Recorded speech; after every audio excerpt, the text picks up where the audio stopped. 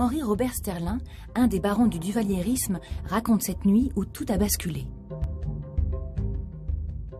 Le 29 juillet 1958, à 2 heures du matin, s'opère un coup de force aux casernes des Salines, qui est une garnison et un baraquement militaire qui est situé dans le dos du palais national.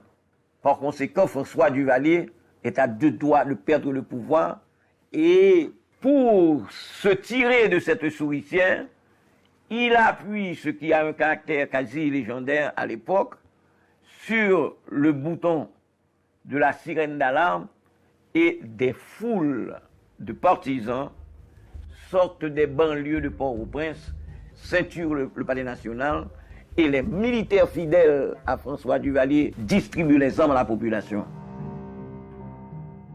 Quand Duvalier est monté au pouvoir, il avait toujours une peur bleue de l'armée, de la structure de l'armée d'Haïti. Parce que l'armée d'Haïti a toujours été traditionnellement ce qui donnait et reprenait le pouvoir politique. Il devait mettre en face une autre force politique, une autre force militaire.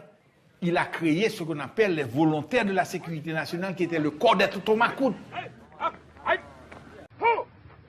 Duvalier était un admirateur d'Hitler et de Mussolini. D'ailleurs, l'expression volontaire de la sécurité nationale, il l'a pris de Mussolini. C'est pas une invention haïtienne. Il l'a pris d'un corps créé par Mussolini en Italie. C'était une milice qui ne répondait de ses actes qu'à François Duvalier. Et c'était un contrepoids à l'armée parce que la milice était supérieure en nombre. Les tontons macoutes sont des individus armés qui appliquent de force la politique de Duvalier. Ils créent un climat de répression pour le régime.